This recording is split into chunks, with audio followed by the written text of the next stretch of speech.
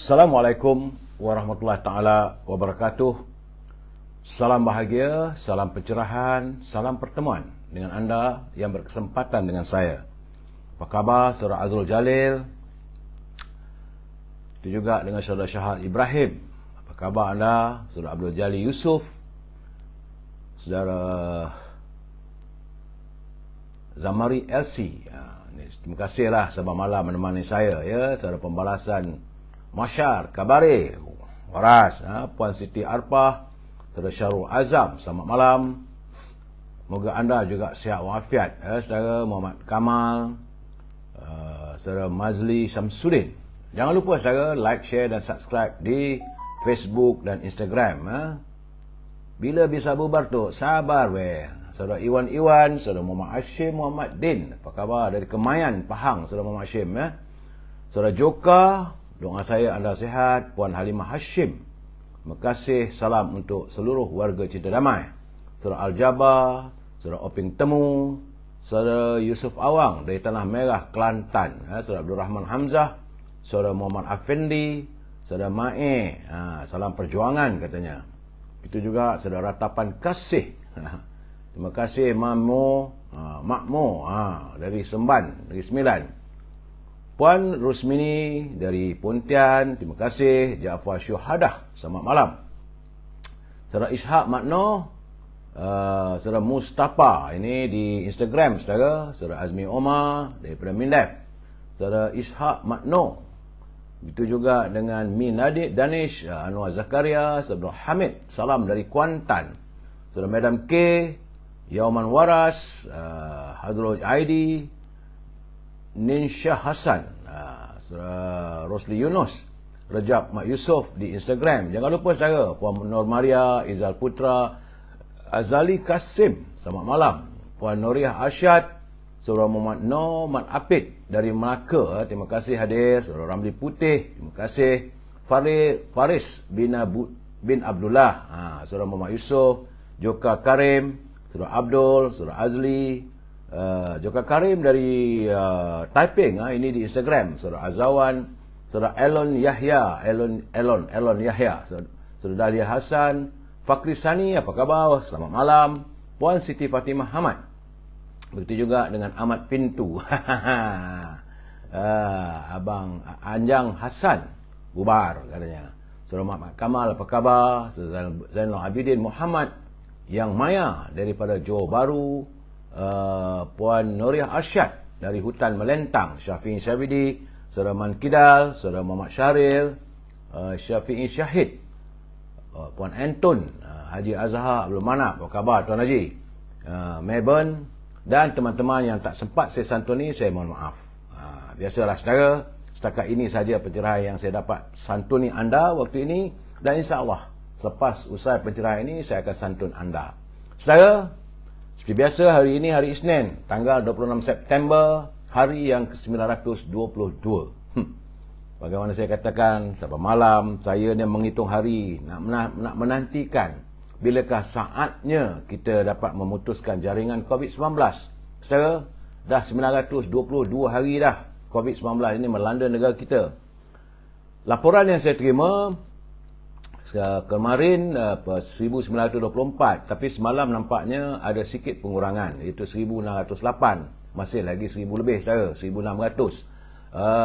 Menjadikan jumlah jangkitan keseluruhan 4,831,822 jangkitan ya. Saudara Azizam, Saudara Wahab Zain, Puan Syarifah Hafifah Zaini Abim. Dan yang agak menyedihkan, semalam masih ada lagi kematian ya, kesan daripada COVID-19, iaitu 2 kematian. Bagaimanapun terdapat peningkatan cuma di 3 buah negeri.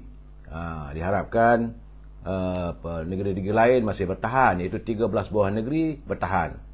Yang agak mengembirakan kita apabila Labuan kosong, sifar, tiada jangkitan semalam ya saudara. Perak nampak gayanya susut pada 141. Begitu juga di Selangor 545, Wilayah Persekutuan juga susut 314, dan Sabah susut 135. Itulah negeri yang masih ada jangkitan di atas 100, tapi jumlahnya susut sedikit. Mudah-mudahan segeralah kita melihat agar jangkitan ini dapat diputuskan saudara.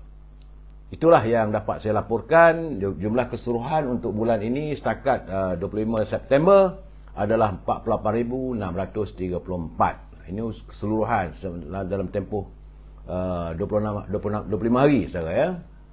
Baik saudara, seperti biasa minta izin dalam segmen e-commerce saudara Mak Piah Mentor, Supar Karamsi, Asyari Saleh, saudara Hairi Ismail, terima kasih saudara Arvin, saudara Ahmad Muhammad Yusof. Kita masuk segmen e-commerce. Berniaga saudara, carilah rezeki yang baik. Bagi anda yang punya produk-produk ataupun bahan-bahan yang mahu didagangkan, bolehlah hubungi Al-Azhar di talian 011 330 41241. Al-Azhar dia memasarkan setangi bakur, juga haruman, parfum, wangian dari tanah Arab, serta gula O. Ini bagi mereka yang bimbang, khawatir kandungan gula dalam darah banyak, itu eloklah makan. Ambil gula O sikit saja ya. Jadi gula O inilah tanpa kalori saudara. Dan jika anda tak dapat berhubung dengan Al-Azhar ya, Bunga Matahari, Roslan Arifin ya, Asyah Humairah, ini di Instagram saudara, Cik Medan, Suhaini Sehat, Samad Lon, Bismarck katanya, dan juga Honor. Boleh tak malam ni jangan caci Tun Mahathir? Saya tak pernah caci pun saudara. Saya bukanlah ruangan saya ini mencaci orang. Ini segmen sekarang ni segmen e-commerce. Jadi kalau anda ada produk, boleh juga berhubung dengan Siti Farehah di talian 017 7114300. Jangan lupa dendeng manis Siti Farehah ya saudara. Dan kalau yang tinggal di Lembah Kelang, mahu mendapat bekalan buah-buahan yang manis, yang grade yang terbaik saudara, dan harga lebih murah daripada pasar, hubungi Syauqi di talian 012 357 5703. Dan makanan kegemaran saya yang saya sentiasa wawarkan, elok, harganya murah saudara, mampu rasa, mampu milik dan asyik bila kita makan, iaitu Popiah Sira Lady Maria. Hubungi saudara Nizam di talian 019 435 1203. Dan akhirnya adalah produk-produk kosmetik yang dihasilkan oleh Nur Aisyah. Ia mesra wudu. Itu kalau buat ambil semayang pun boleh. Tiada alkohol lah tu. Di samping itu ada juga makanan segera, susu dan sebagainya. Boleh hubungi tim Nur Aisyah di talian 018 279 4288 saudara. Apa khabar Puan Kasum, Anak V, saudara Abdullah, saudara Adi Wara, Wan Syarudin, saudara Jamaluddin Muhammad, Mat Spanajaya, saudara Ahmad Tarmizi, Asy Yusuf, warga Cedamai, saudara Muhammad Radhi. Jadi saudara, itu sahaja dalam e-commerce kita. Kita masuk dalam segmen naluri kehidupan. Bagaimanapun hari ini saudara, duka cita saya ingin memaklumkan bahawa cendekiawan Islam dan Presiden yang juga merupakan pengasas Kesatuan Ulama Islam Antarabangsa, Syekh Yusuf Al-Qaradawi, telah pun kembali ke rahmatullah pada usia 96 tahun pada hari ini saudara. Jadi akaun rasmi Allahyarham dan juga Twitter menyatakan bahawa Allahyarham telah pun kembali ke rahmatullah. Bersamalah kita sedekahkan surah Al-Fatihah, bacaan surah Al-Fatihah. Moga rohnya damai di sisi penciptanya. Al-Fatihah. Auzubillahi minasyaitonirrajim. Bismillahirrahmanirrahim. Alhamdulillahirabbil alamin. Iyyaka na'budu wa iyyaka nasta'in. Ihdinas siratal ladzina an'amta 'alaihim ghairil maghdubi 'alaihim waladdallin. Begitulah saudara, semakin hampir kita dengan dunia yang semakin kiamat, dunia semakin tua ini, sebagaimana sabda junjungan, maka semakin ramailah cendekiawan, bijak pandai, ahli fikir dan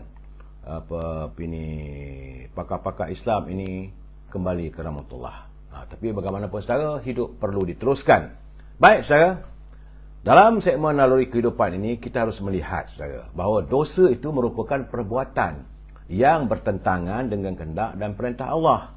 Meskipun suatu perbuatan kecil, itu dosa kecil, tapi apabila ia dilakukan berulang kali dan sengaja, sudah pasti ia semakin lama semakin menggunung dan akhirnya terjadilah dosa-dosa besar. Pengaruh dosa ini saudara boleh diibaratkan seperti sengatan kalajengking, ya.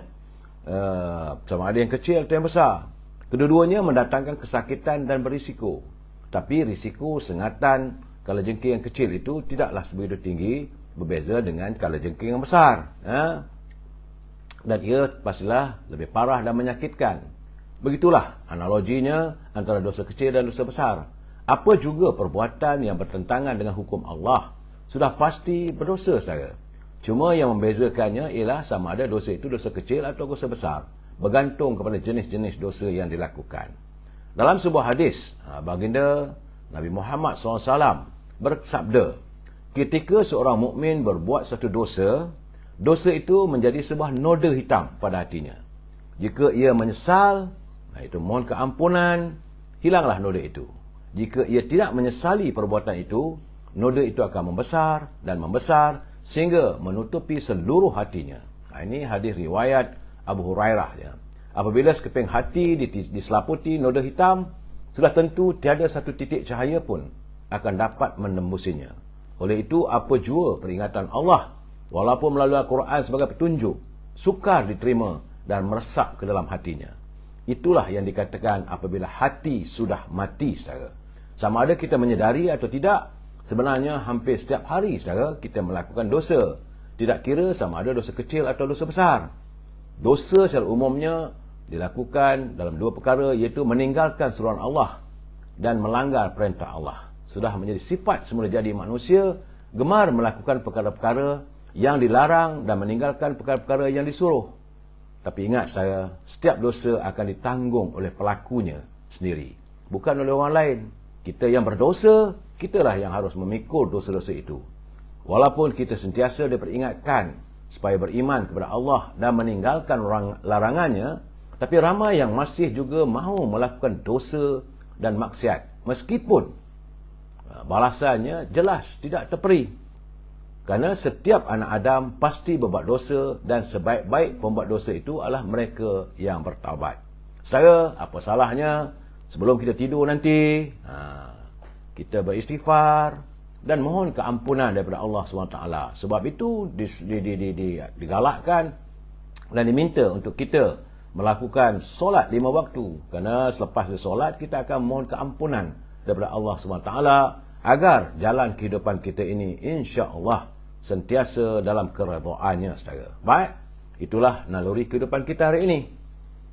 Kita masuk segmen Mutiara Kata. Ini kiriman sahabat saya, Dato' Syed Ali. Katanya, amat menyedihkan apabila melihat insaniah yang memiliki hati mereka dipenuhi dengan kecintaan terhadap duniawi, mengakibatkan hati mereka tertutup dan merasa takut kepada Allah. Jangan kita izinkan, saudara, hati kita ini tertutup untuk merasa takut dan gerun terhadap Allah SWT, kerana Allah sentiasa memerhati kita. Terima kasih Datuk Syed Ali atas kiriman Mutiara Katanya yang elok untuk kita fikirkan bersama. Dan selalu saya katakan, jika baik, jadikanlah tauladan. Jika ia tidak baik, kita jadikan sempadan. Namun, sebagai seorang insan yang tidak lari dan melakukan kesilapan, kita harus saling ingat mengingati, saudara. Sebagaimana yang selalu saya lakukan, saya harus mengingatkan pimpinan negara supaya mereka berhati-hati dalam menggunakan wang negara. Jangan berbelanja tanpa had, kerana kita bimbang negara akan muflis, saudara. Bicara kita malam ini mudah saja, dan dia putar lagi. Apa yang saya maksudkan, sabar saya. Putar memutar ni biasalah. Hari ni kata begini, besok kata begitu, berputar-putar. Ya, kita putar balik. Wang besar. Bagaimanapun, kita santun dulu pantun Pak Nazil dari Perlis, yang saban hari menghantar kiriman pantunnya untuk perkongsian kita bersama. Kata Pak Nazil, selama sepekan belajar berjanji, Pak Megat menjadi gurunya. Apabila menguntungkan, disayang, dipuji. Setelah tergugat, banyak helahnya. Itu keadaan, saudara. Sepekan tu namanya seminggu, saudara. Itu saya suka Pak Nazil ni. Kadang-kadang dia bagi penjelasan apa yang dimaksudkan. Kadang-kadang orang tak faham. Maksud sepekan itu seminggu. Katanya lagi, air betik, kuih keria, teh tarik, cucur badak. Apabila cantik, dipuji, mulia. Kurang menarik, dipandang tidak. Kalau cantik sentiasalah orang memuja-mujanya saudara.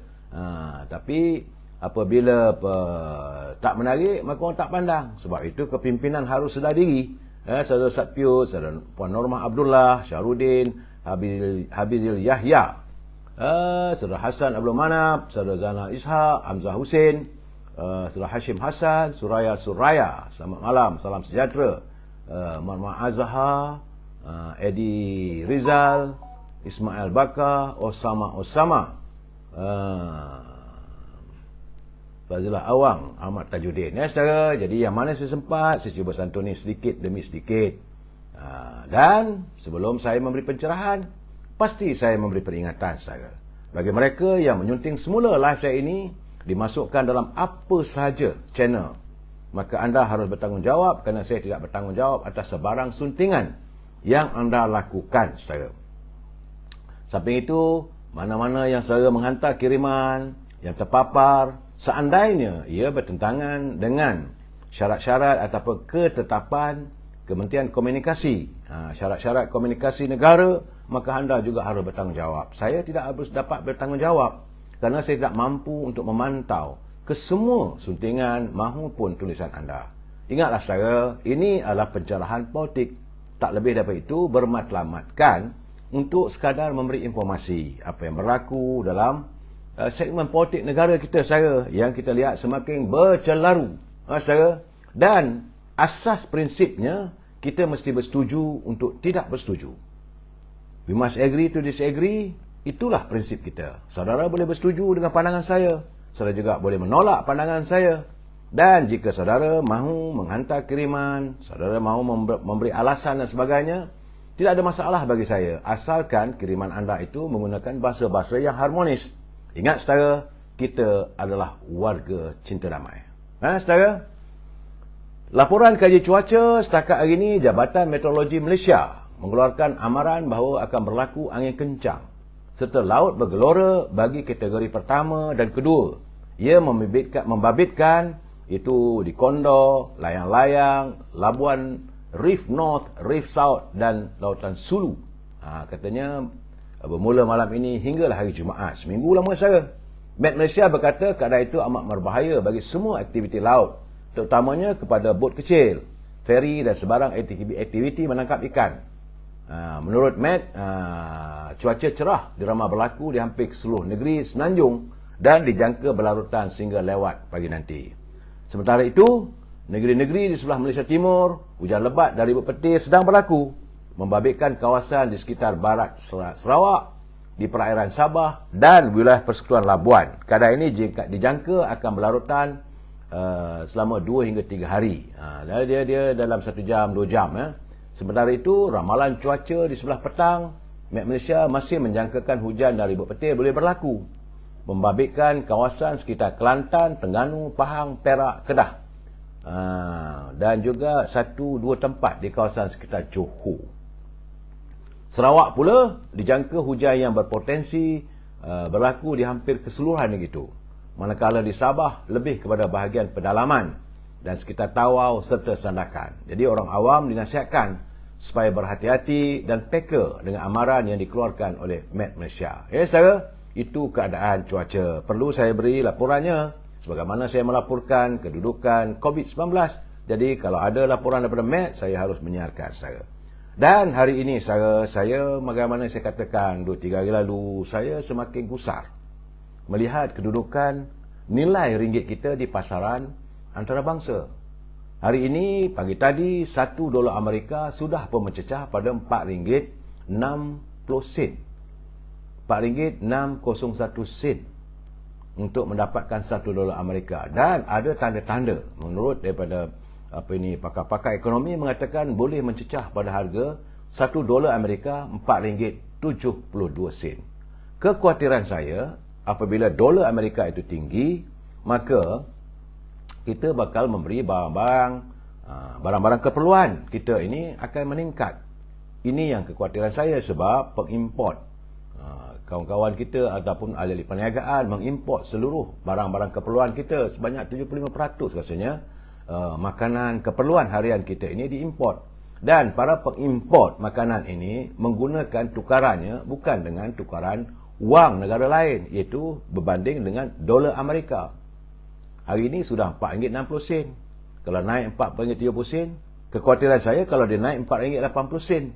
Kalau RM4.80, dia sudah pun melepasi tahap green belt dan red belt. Itu lingkungan yang dijadikan asas kepada Bank Dunia untuk menilai kedudukan keuangan kita.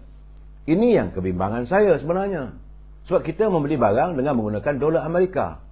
Jadi kalau ini berlaku, sebagaimana yang saya bagi pencerahan, contoh saya katakan, dulu kita beli beras. Mungkin waktu itu katalah 1 kilo beras itu harganya $1 Amerika. Bersamaan dengan RM3.80 ataupun RM4.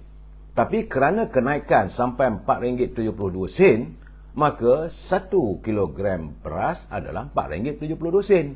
Naik kepada 70 sen. Ini contoh bagaimana kalau $2 kalau $3 Amerika. Maka inilah yang kita khawatirkan. Sebab itu saya mengharapkan agar Menteri Kewangan jujur dalam memberi pandangannya. Kerana dari segi laporan dunia juga, saya mendapati bahawa bahan-bahan pengeluaran juga nampaknya dikurangkan.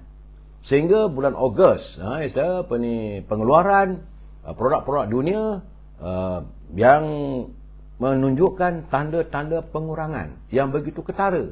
Dan ini tentulah akan mengheret ekonomi dunia ke dalam suasana yang tidak menentu. Tahun lalu memang ada walaupun adanya kesan daripada COVID-19, tetapi masih ada lagi permintaan kepada bekalan barangan. Barangan yang saya maksudkan, barangan yang dibuat di kilang-kilang.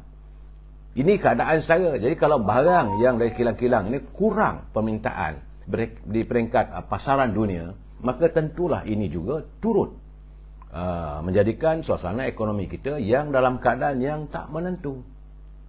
Ini gambarannya.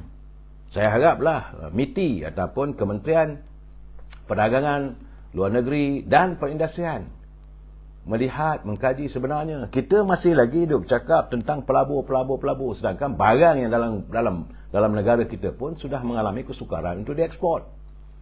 Pendapatan kita berdasarkan kepada getah penghasilannya, daripada kelapa sawit, saudara. Mungkin ada sedikit biji. Dan yang paling besar sekali adalah harga ataupun minyak dan gas. Bagaimanapun, dunia sudah pun meramalkan besar kemungkinan menjelang 2 bulan lagi harga minyak dalam keadaan yang tidak menentu. Bagaimana kalau harga minyak jatuh pada di bawah pada $70 untuk 1 tong?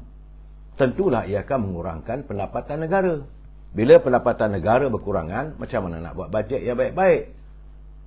Saudara Nazim Mokhtar, salah siapa? Jangan kita menyalahkan sesiapa, saudara.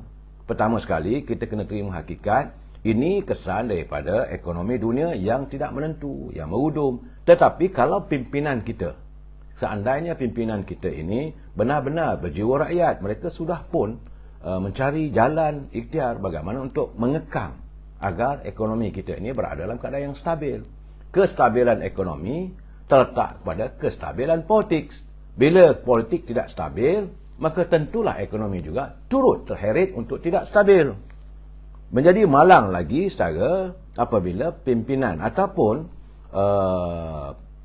kita telah memberikan, macam saya selalu katakan, kita telah memberi kepercayaan, rakyat dah pun memberi kepercayaan pada pimpinan di sebelah sana untuk mentadbir negara. Akhirnya apa berlaku? Berlaku kekecohan, berlaku ketidakstabilan politik. Bermula daripada langkah Sheraton, kemudian naik pula kerajaan Perikatan Nasional, dan yang terbaru apabila kerajaan keluarga Malaysia yang diharapkan dapat memendung, tapi nampak gayanya dalam keadaan sekarang ni masih lagi dalam kerja kucak-kacir. Kerana kerajaan itu walaupun disebut sebagai keluarga Malaysia, tapi mereka tidak mengamalkan sifat untuk sebagai keluarga Malaysia. Kerana masing-masing ada mempunyai kepentingan tertentu. Kerana 3 buah parti yang bertentangan.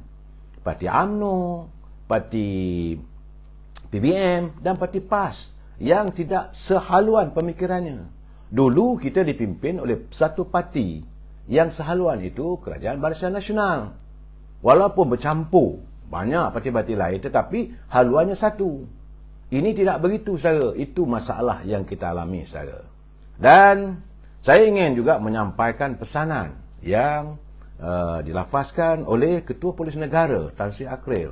Dia kata Polis Diraja menjangkakan bahawa sedikit penipuan dalam talian yang menyasarkan golongan muda nampaknya kian bertambah, dan sedikit ini berusaha untuk memperdayakan mereka dalam urusan pinjam wang dan juga sindiket akaun kedai di masa yang mendatang.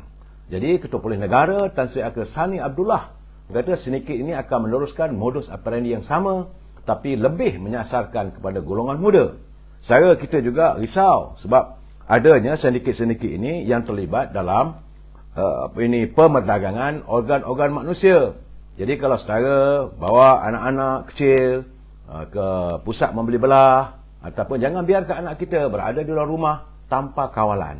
Kerana kita khawatir dari segi media sosial yang saya lihat yang tular, bagaimana kebanyakannya berlaku di sempadan negara kita, di sebelah Thailand, di Vietnam dan sebagainya, di Cambodia, bahawa adanya sedikit yang menjual organ anak-anak yang tidak berdosa ini dicolik, kemudian dibunuh, organnya diambil untuk dijual. Ini saya rasa satu benda, satu kekejaman yang seharusnya kita bentras. Kalau kita tengok ada gerakan yang tidak baik, segera lapor pada pihak polis. Ini kekejaman, saya kata. Mereka tidak berhati perut, yang mereka meletakkan kepentingan wang adalah segala-galanya. Harus kita tentang, saudara. Dan saya harap ibu bapa pastikan anak-anak sentiasa berada dalam kawalan dan pengawasan. Tak boleh lagi macam dulu. Zaman saya dulu, kecil-kecil dulu, saya ingat waktu saya kecil-kecil dulu, cerita orang potong kepala. Itu sekadar untuk menakutkan anak-anak supaya pulang ke rumah sebelum hari senja. Dan memanglah benda itu tak berlaku. Tetapi hari ini pemerdagangan organ manusia sedang berlaku. Ini yang digambarkan dalam media sosial. Dan pihak polis juga melihat adanya skema-skema. Jadi justru itu bagi membendung kes-kes jenayah seperti di media sosial ini, pihak Polis Diraja Malaysia telah bekerjasama dengan institusi perbankan dalam memastikan siasatan, khususnya melibatkan penggunaan kedai akaun dapat dilengkapkan dengan lebih cepat. Menurut Tan Sri Akril Sani, kelicikan penjenayah cyber mengeksploitasi perubahan teknologi dan kreatif, menjerat mangsa dengan pelbagai modus operandi, merupakan antara punca peningkatan kes jenayah komersial. Jadi menurutnya kita melihat keperluan untuk penyebar atau menyebar luas berapa banyak ilmu pengetahuan kepada masyarakat agar mereka dapat mengelakkan diri daripada menjadi mangsa kepada aktiviti jenayah tersebut. Saya kalau orang menghubungi saudara, nombor yang saudara tak kenali, tak payah angkat. Kalau mereka menawarkan macam-macam pun, jangan mudah percaya. Tawaran boleh dapat itu, nak kaya cepat dan sebagainya. Kerana menurut Tan Sri Akril tadi, kes jenayah komersial menunjukkan trend peningkatan sejak 3 tahun lalu. Sebanyak 12,092 kes dengan nilai kerugian 414.8 juta direkodkan sejak Januari hingga Julai. Pada tahun lalu mencatatkan sebanyak 20,700 kes dengan nilai kerugian 560 juta. Jadi bagi tempoh dari 2019 hingga Julai lalu, 33,147 suspek kes penipuan telah ditangkap dan 22,156 kes jenayah atas talian berjaya dituduh di mahkamah. Jadi bukan sikit saja. Puluh ribu mereka terlibat. Jadi beliau berkata jenayah kewangan melibatkan penipuan atas talian yang dikendalikan oleh Jabatan Siasatan Jenayah Komersial Polis menggariskan 7 bentuk jenayah utama, itu belian online, pinjaman yang tidak wujud. Kalau nak pinjam duit, benda tak wujud pun pinjaman itu. Saudara, pelaburan dalam talian, Macau scam, African scam, pintasan email dan penipuan sistem pesanan ringkas SMS. Jadi selain Macau scam dan love scam, aktiviti jenayah cyber lain yang akan menjerat mangsa ialah sindiket pinjaman yang tidak wujud. Dan Alung menggunakan media sosial seperti Facebook, WhatsApp, WeChat, Instagram dan sebagainya untuk mengiklankan tawaran pinjaman dengan jaminan kelulusan yang pantas serta syarat yang mudah. Jangan mudah terpedaya, saudara. Jadi Jabatan Siasatan Jenayah JSJK turut menyediakan beberapa platform bagi memudahkan masyarakat. Pihak polis berusaha sedaya mungkin, saudara. Cuma kalau saudara dapat panggilan telefon orang yang diragui, maka bolehlah berhubung dengan menghantar mesej menggunakan aplikasi WhatsApp ke talian 013, ini catat saudara, 013 7111 222. Saya baca lagi. Jadi kalau saudara tengok ada kesan benda begini, sila terus hantar atau berhubung dengan WhatsApp pihak polis 013 2111 222. Mudah-mudahan pihak polis akan dapat segera memintas dan memastikan anda terselamat daripada cubaan mereka. Itu kedudukan penipuan online. Saudara, saya terima juga ada satu cerita yang ini saya tak pasti. Tapi kabarnya tentang bagaimana penyelewengan berhubung dengan Koperasi Suara Anak Muda Selangor. Kita tak tahu siapa yang memiliki Koperasi Suara Anak Muda Selangor ini. Tapi kabarnya ia dipimpin oleh orang berpengaruh. Jadi kita harap SPRM dapat mengkaji dan menyiasat apakah kemungkinan adanya berlaku penyelewengan. Kerana melibatkan wang yang banyak juga. Dia mempunyai pengaruh dengan pemimpin-pemimpin tertentu di Selangor. Jadi Koperasi Suara Anak Muda Selangor perlulah dilihat, dan jika anda dihubungi oleh mereka yang mengatakan bahawa mereka datang daripada Suara Anak Muda Selangor, maka berhati-hati, saudara. Saya merasakan bahawa jenayah ini tak berhenti-hentilah. Manusia apabila mereka mengejar kekayaan dengan jalan pintas, maka seringkali mereka terjebak dalam jenayah. Katanya bahawa pimpinan Koperasi Suara Anak Muda Selangor ni ada juga hubungan yang rapat dengan keluarga Tun Dr. Mahathir, pakai kereta mewah, saudara, dan dapat pula projek yang besar, nilaian jatuh jutaan ringgit. Jadi kita haraplah supaya, sebab benda ni dah tular. Saya tak mau sebut siapa namanya, saya tak mau sebut siapa pengarahnya, saya tak nak sebut siapa nama keluarga Dr. Mahathir yang rapat dengan pimpinan situ, tapi diberitakan koperasi ini mendapat tajaan jutaan ringgit. Jadi kita haraplah supaya Suruhanjaya Pencegah Rasuah SPRM dapat mengkaji agar jika ada penyelewengan dalam Koperasi Suara Anak Muda Selangor, wajarlah ia dilakukan siasatan sepenuhnya supaya di setiap penyelewengan ini kita akan tentang, saya. Dan hari ini saya diberitakan bahawa semalam saya dah bercakap, dan ternyata hari ini berita itu benar, bahawa 7 orang pegawai daripada Majlis Bandaran Shah Alam dan seorang kontraktor telah pun ditahan oleh SPRM. Suruhanjaya Pencegah Rasuah menahan sejumlah 8 individu yang dikaitkan dengan Majlis Bandaran Shah Alam berhubung siasatan terhadap Pelan Induk Saliran Lestari Shah Alam. Itu yang dilaporkan oleh Berita Harian. Semalam SPRM menahan 3 lagi pegawai MBSA, menjadikan jumlah keseluruhan pegawai yang direman kepada 7 individu. Ya, saya pegawai tahan termasuk 2 jurutera, seorang penolong jurutera dan seorang penolong takbir. Ini berlaku di negeri Selangor. Jadi tak apalah, saudara, biarlah pihak SPRM melakukan siasatan. Jadi sebab itu saya katakan jangan kita mendabik dada. Kononnya Selangor yang di bawah pentadbiran Parti Pakatan Harapan itu bersih daripada elemen-elemen rasuah. Itu keadaannya, saudara.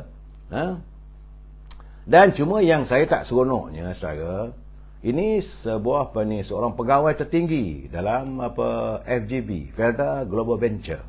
Dia nampaknya macam tak puas hati kerana keputusan hakim di Mahkamah Tinggi Shah Alam membebaskan Presiden UMNO. Mungkin kerana dia ada dendam. Cuma saya heran sebab pengurusi Felda ini orang UMNO. Bagaimana pegawainya itu boleh bersikap begitu yang ternyata seolah anti kepada pimpinan UMNO. Siap dengan maki hamon. Saya tak mahu keluarlah kenyataan begitu. Dia macam tak puas hati, ya, saudara. Jadi saya harap agar pengurusi Felda dapat menyiasat persoalan ini Dan kalau betul, ambil tindakan disiplin lah. Takkanlah seorang pegawai tinggi dalam FGV boleh bebas menggunakan Twitternya, menghantar ke Facebooknya, mencaci, menghina pimpinan. Secara saya tak setuju untuk dia menghina siapa saja pun. Mereka tak sepatutnya terlibat dalam politik. Jadi begitu juga sekarang. Saya lihat selepas saja usai permasalahan perbicaraan yang berhormat Datuk Seri Zahid di Shah Alam, tapi masih ada lagi blogger-blogger ataupun mereka yang membuatkan viral yang gambarannya seolah mereka tidak bersetuju dengan keputusan hakim. Maka diwujudkan dengan kata-kata bahawa akan disemak semula. Lepas tu judulnya pula tu begitu menggemparkan. Habislah Datuk Zahid. Bahawa kau ini akan semak semula. Sedangkan ceritanya tak ada lain. Dan mereka seolah-olah mempertikaikan keputusan hakim. Ini sebenarnya kalau mereka lakukan berterusan, ini boleh dianggap contempt of court. Saya lihatlah sendiri, saya tahu ini daripada blogger-blogger yang tidak mesra dengan pimpinan UMNO. Sedangkan kita sendiri, apabila kita mengalami mantan Presiden Datuk Seri Najib, dari isterinya Datuk Seri Rosmah, dia jatuhkan hukuman oleh mahkamah, kita tidak pun mempertikaikan sehabis-habisan. Cuma kita katakan perbicaraan itu dilihat ada sedikit mewujudkan persepsi yang tempang berhubung dengan hakim yang mengendalikan kes tersebut. Itu saja. Tidak pula nak mempertikaikan keputusan penghakiman. Jadi saya haraplah, saya tengok naratif yang dibuat, Allah, teruk saya. Teruk sebenarnya. Cerita macam mana wang, macam mana laporan Malaysia Today, sebenarnya timbul persoalan apakah wang yang dikatakan diberi kepada Datuk Zahid itu disapu oleh mereka yang terlibat kononnya sebagai saksi. Jumlahnya bukan sedikit. Saya dari awal dululah saya meragui kerana bila kenyataannya syarikat Harta Kirana tu katanya selama 4 tahun untung lebih kurang dalam 8 juta, tapi boleh bagi derma pada orang sampai 14 juta. Itu sendiri dah ada keraguannya. Tapi kita tak mau mempertikaikan sepanjang perbicaraan berjalan. Dan setelah hakim memutuskan begitu, kita terima dengan syukur. Bukanlah untuk kita bergembira, bersorak. Tidak. Cuma mereka yang menjadi bloggers ataupun menguasai media sosial ini, kita terimalah. Kita warga cinta damai. Kalau itu keputusan mahkamah, kita terima. Sebab itu saya sendiri tidak mahu mengulas habis-habisan. Tak ada keputusan hakim dalam perbicaraan Datuk Seri Najib, Datuk Seri Rosmah. Walaupun kena pada orang UMNO, kalau itu keputusan mahkamah, kita harus menghormatilah. Cuma kita mengharapkan bahawa kalau nak buat kajian semula kes tersebut, kajilah, itu saja. Jangan kita cuba untuk mengatasi mahkamah. Itu gambaran atau nasihat saya pada teman-teman. Nak bercakaplah saya. Sebab saya lihat sendiri bagaimana kenyataan daripada Datuk Muhammad Fuad Zakasi selaku ahli Majlis Tinggi UMNO. Dia kata bocor lagi dokumen kerajaan. Ini satu hal juga lagi. Nampak gayanya Jabatan Kerajaan ni sudah dilihat sentiasa bila ada maklumat-maklumat penting mudah bocor. Kali ini katanya Jabatan Peguam Negara mengesyorkan laporan pasukan petugas khas terhadap buku Tommy Thomas tidak didedahkan kepada umum. Betul ke begitu? Itu tulisan daripada Datuk Muhammad Fuad Zakasi. Katanya apa yang mahu disembunyikan? Buku Tommy Thomas adalah bukti dan pengakuan nyata berlakunya campur tangan perlantikan dalam aspek ketua hakim negara termasuk pegawai negara. Jadi kenapa AGC buat keputusan yang pelik? Antaranya enggan mendakwa Hakim Nazlan. Apa jadi pada KZT kerana suaminya menerima hampir 700 juta dari Jolo. Jadi ini yang kita rasakan pelik. Bagaimanapun kita mengharapkan satu ketelusan dapat dicernakan dalam bidang kehakiman negara kita supaya rakyat melihat dan menerima setiap penghakiman itu dengan untuk dihormati. Itu saja. Rakyat tak mahu UMNO saja yang terbaik. Mak Sepana, itulah keadaannya. Oh bukan, rakyat tahu UMNO saja yang terbaik. Memang itu jelas. Saya kalau memuji lebih-lebih nanti orang marah saya pula. Cuma setara kita harus berhati-hati. Saya mesti mengingatkan warga kita tentang kedudukan dunia.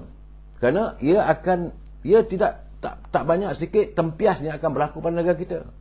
Setara di Amerika sekarang ni inflasi mencanak tingginya. Begitulah pimpinan negara Amerika berusaha untuk mengukuhkan wang dolar mereka mengakibatkan duit kita mengecil nilainya.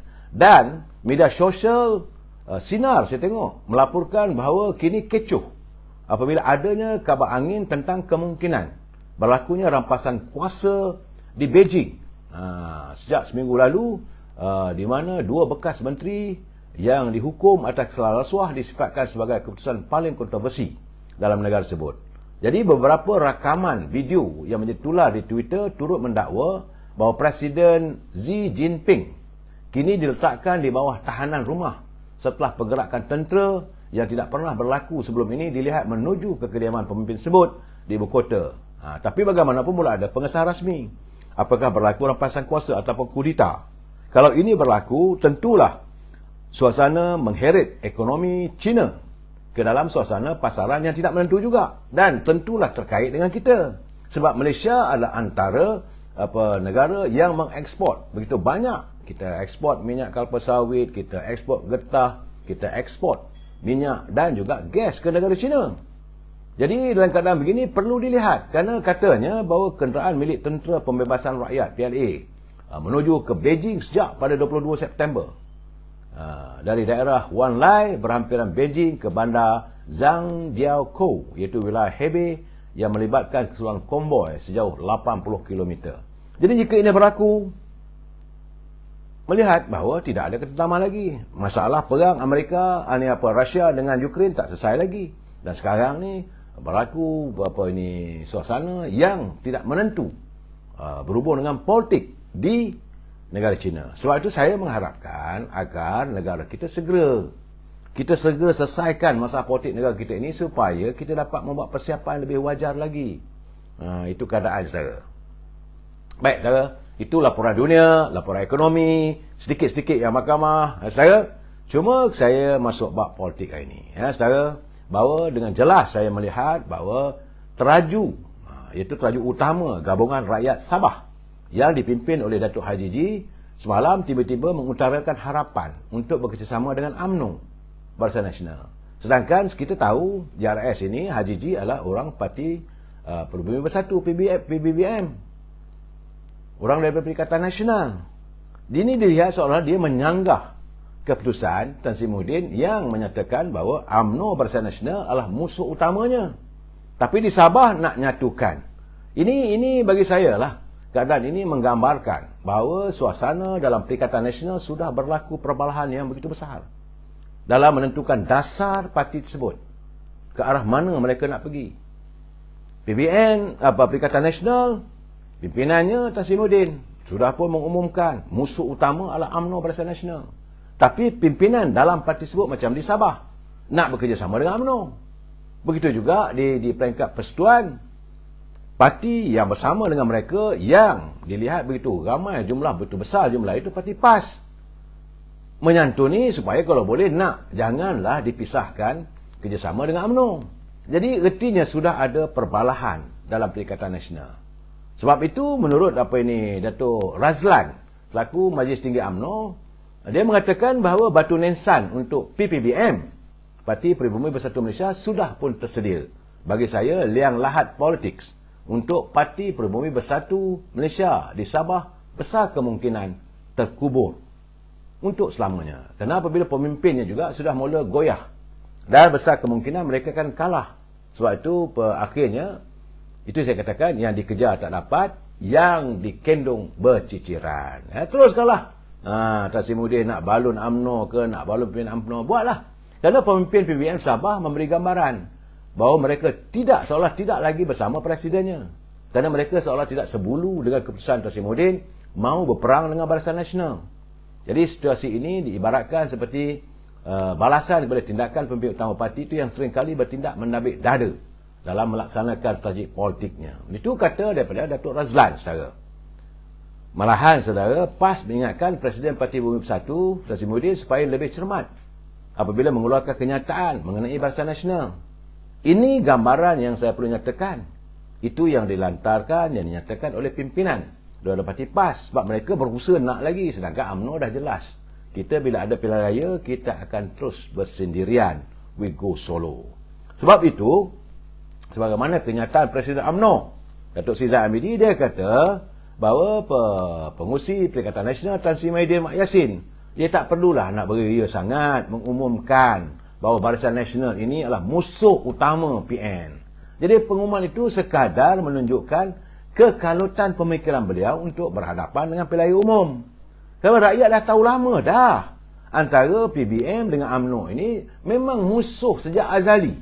Sejak Parti Peribumi Bersatu ini diwujudkan oleh Dr. Mahathir dan Tan Sri Muhyiddin. Matlab mereka nak membunuh UMNO. Jadi tak payah nak sebut lah. Kita dah tahu. Apa nak tunjuk bongkak dada apa. Jadi menurut apa Datuk Seri Zahid kata, tak payah. Lebih baik santuni keluarga anda. Nak berhadapan memang kita setia berhadapan pada bila-bila masa saja. Sebab itu kata Datuk Seri Zahid, dia kata kita tak merasa pelik. Bukan saja PM diumumkan musuh utama PN. Sebab bukan saja mereka mengumumkan bahawa Pakatan Harapan musuh mereka, malahan UMNO. Itu kita tak perlu rasa pelik, saudara. Itulah yang sedang berlaku, itulah yang terjadi pada saat ini, saudara, dalam kancah politik negara kita. Jadi dalam keadaan begini, Presiden UMNO masih lagi mengharapkan agar Perdana Menteri segeralah membubarkan parlimen. Kerana sekarang ni pasaran saham semakin merudum. Kedudukan duit kita, ini yang kita bimbangkan. UMNO bimbang terhadap ekonomi negara apabila kestabilan politik tidak terjalin, saudara. Dan hari ini, saudara, saya melihat, saya nak tegur sikit lah pada DAP. Jangan pandai-pandai nak mengajar naib presiden kami. Jangan nak tegur Perdana Menteri. Sebab semalam Anthony Loke selaku Sisa Agung DAP menggesa, katanya, dia menggesa Perdana Menteri Ismail Sabri supaya bertindak sebagai seorang Perdana Menteri dan bukan seperti pengikut parti dalam menghadapi tuntutan ahli UMNO. Hebat. Dia kata, memanglah, dia kata mereka mengakui bahawa Datuk Seri Ismail Sabri sebagai Perdana Menteri, dia tak payah nak ikut kehendak tuntutan UMNO untuk mengadakan pilihan raya dalam sesegera yang mungkin. Kau siapa? Saya mudah saja. Lu siapa, Pek? Mau cakap soal orang punya parti. Lu kena ingat Datuk Ismail Sabri ni adalah naib presiden UMNO. Jadi lu tegur kita punya orang, itu tak betul. Kita bukan macam parti DAP, di mana pemimpin mereka buat keputusan mengikut kata sendiri. Kita setiap keputusan yang harus dilakukan oleh pimpinannya setelah diputuskan oleh Majlis Tinggi. Kita ada caranya, kita ada adabnya. Jadi sebelum saya nak attack anda, lebih baik jangan cuba-cuba. Pimpinan DAP tidak ambil tindakan kalau dia buat sesuatu benda tu, boleh begitu saja. Parah. Jangan banyak sembang lah, Pek. Kalau nak tegur, kalau nak cakap, kalau boleh, minta supaya tangguhkan, tak ada masalah. Ini, Perdana Menteri kena jadi Perdana Menteri. Semua orang tahu. Dan UMNO juga mengikut dan memahami dan meletakkan Datuk Ismail Sabri sebagai Perdana Menteri. Cuma kadang-kadang kita kecil hati lah bila kehendak ahli UMNO ini tidak dilayan. Dia luar pek, tiba-tiba saja nak owning. Ini tak betul, saya. Sebab itu saya kata kadang-kadang Datuk Ismail Sabri ini pula satu hal lagi. Gini, ya Allah. Dia putar lagi. Aduh. Saya amat mengharap, berkali-kali saya tegur kawan-kawan, teman-teman yang menjadi penasihat Yang Amat Perdana Menteri, sebelum nak buat kenyataan, fikir dulu kesannya. Jangan main lontar saja. Bila wartawan tanya macam mana, terus jawab. Fikir dulu. Dan kalau anda berada, sepatutnya Perdana Menteri pergi, mestilah pegawai akhbar dia ada. Jadi kalau ada ditanya begini, jawapannya begini. Sebab tiba-tiba saja Yang Amat Perdana Menteri mengatakan bahawa dia belum dapat ilham untuk membuarkan parlimen. Ini kenyataan apa benda? Dia takkan nak putar lagi. Yang Amat Berhormat Datuk Seri Ismail Sabri, kalau rasa tak nak bagi tu, tak payah cakap. Ini bagi saya dulu pernah lah, zaman Dr. Mahathir dulu ada lah. Masa zaman saya jadi wartawan dulu, kita bertanya, Dr. Seri benar ke nak ada buat pilihan raya? Saya belum dapat ilham lagi. Tak payah nak tiru saya itu.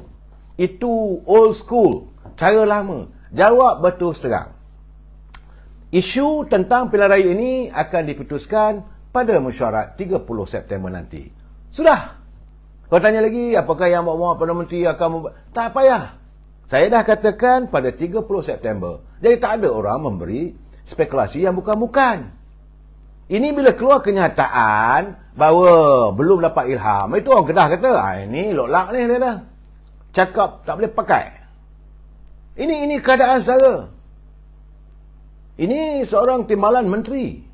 Mantan timbalan menteri dari Kedah. Dia kata loklak lah. Dia kata buat kenyataan lagu tu. Saya kata kenapa? Tiba-tiba dia kata tak ada ilham lagi. Belum dapat lagi inspirasi. Dia tak ada keperluan untuk beliau menangani persoalan ini secara begitu. Cakap terus terang, tunggulah 30 hari bulan September. Mesyuarat Majlis Tinggi akan bersidang. Di situlah kita akan putuskan. Jadi supaya warga dapat tahu. Ini memanglah wartawan akan mengejar sepanjang dia berada di New York. Cerita macam mana kononnya bawa 30 orang ahli-ahli UMNO. Tidak berlaku begitu. Sepatutnya itu dinyatakan. Ni saya nak bagi tahulah bahawa apa-apa saja pun yang dilontarkan bahawa tak betul. Yang bersama-sama dengan saya adalah sekitar 8 orang pemimpin yang masing-masing ada menandatangani perjanjian persefahaman dengan negara-negara tertentu. Jadi wajarlah mereka bersama-sama dengan saya. Kalau lebih cantik, tergantung soal itu, tiba-tiba pilihan raya ini saya tak dapat ilham lagi. Ini keadaannya orang putar lagi lah. Sebab rakyat, warga UMNO dah jemu, dah letih dengan kenyataan-kenyataan yang tak menentu. Mula-mula dia kata, saya tidak akan melewatkan pilihan raya walau sesaat pun. Jadi orang pun terima, pasti akan ada pilihan raya. Selepas katanya ditentukan oleh Majlis Tinggi. Sekarang ni bila tak berlaku kelewatan apa semua, belum lagi orang dah marah pada Majlis Tinggi. Beralih pula, saya nak tunggu daripada kenyataan pergerakan wanita. Kalau wanita kata kita boleh menang, maka saya akan bubarkan parlimen. Saya kata itu kenyataan dah tak betul. Kalau kenyataan sebegitu menyanggah demokrasi. Mana boleh kita rasa kita menang baru kita buat pilihan raya. Itu kenyataan kedua. Kenyataan ketiga, apa dia kata? Itu waktu pertemuan dengan Pergerakan Pemuda Barisan Nasional. Sikit lagi. Jangan risau, sikit lagi. Dalam sikit-sikit lagi tu tiba-tiba muncul kenyataan saya belum dapat ilham. Ini apa benda ni buat kenyataan begitu?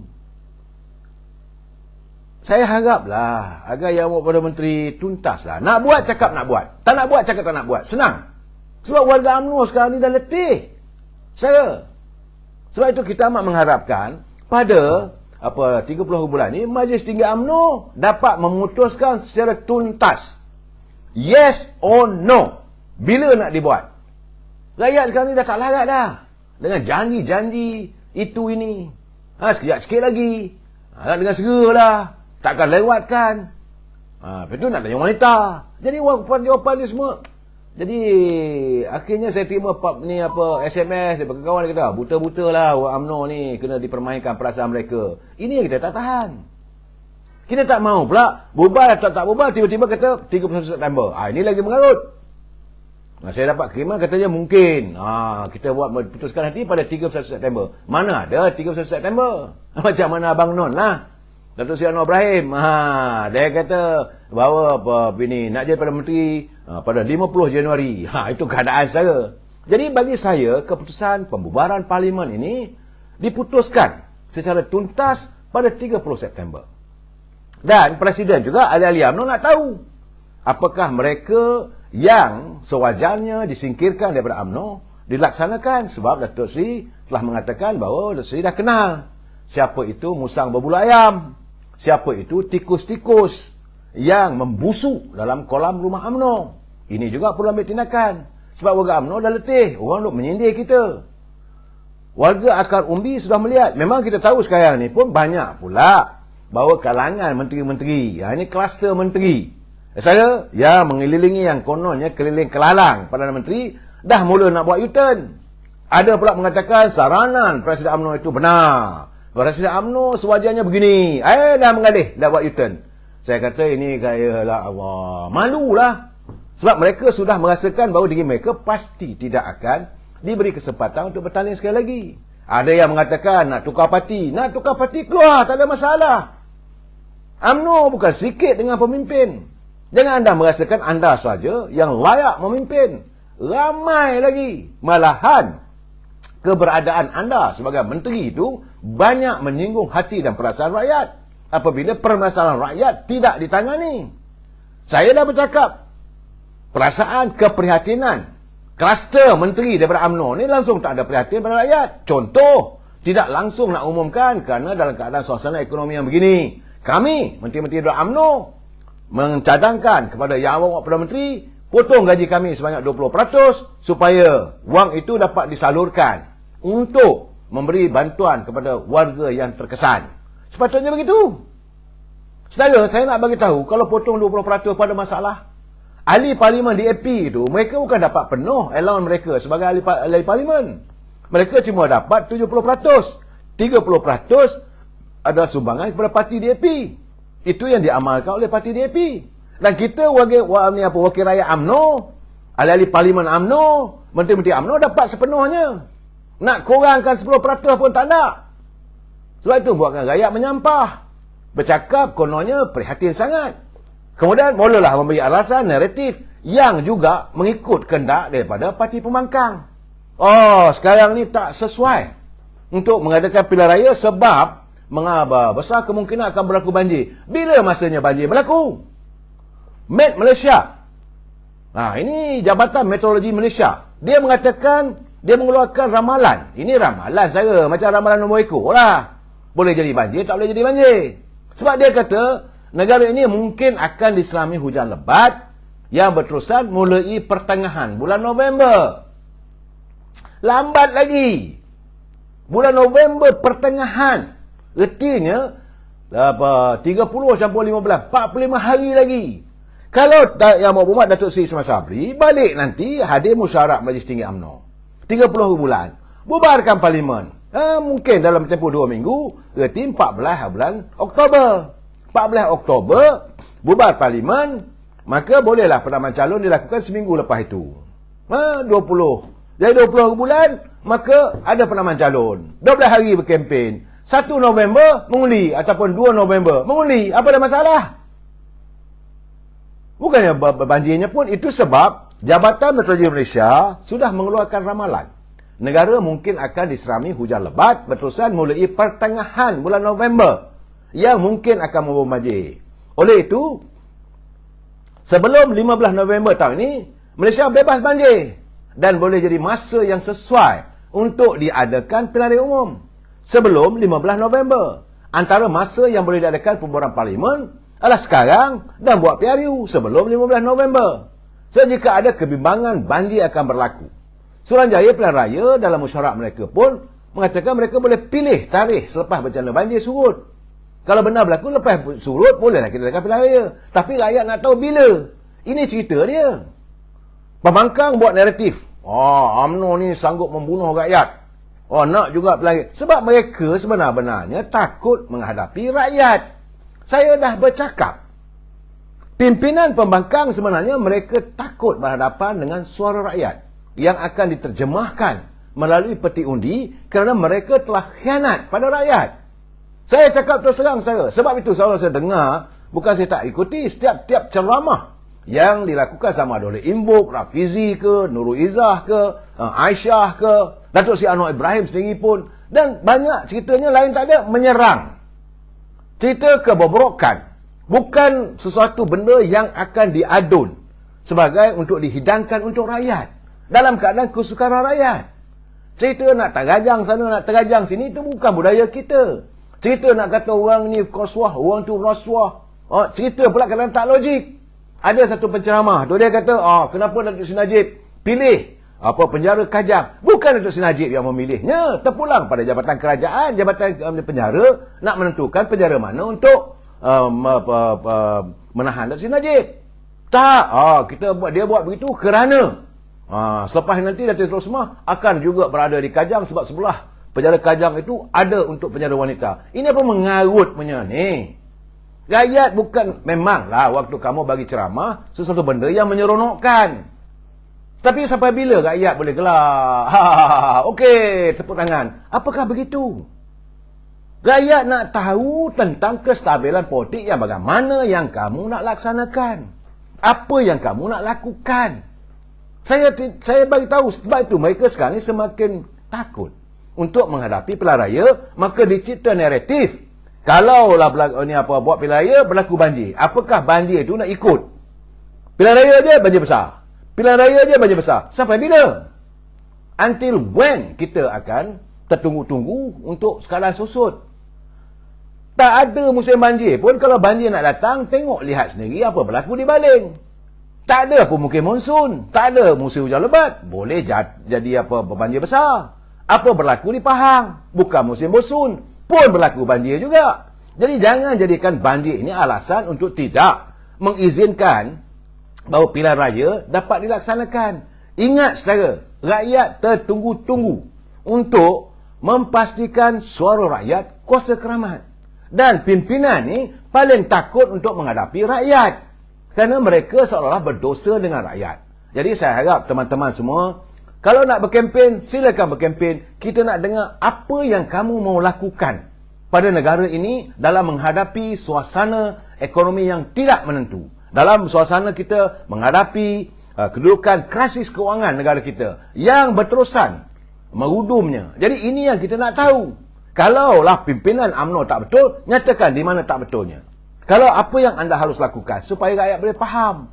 Bukan hanya maki hamun, cacian. Malahan kadang-kadang ada fitnah. Sedap didengar saudara. Cerita buruk ni. Macam orang tengok wrestling. Macam orang tengok boxing. Seronok. Tapi akhirnya balik ke rumah, perut lapar. Sebelum anda lapar, kita jumpa lagi malam esok. Wabillahi taufiq wa hidayah. Assalamualaikum warahmatullahi taala wabarakatuh. Selamat malam.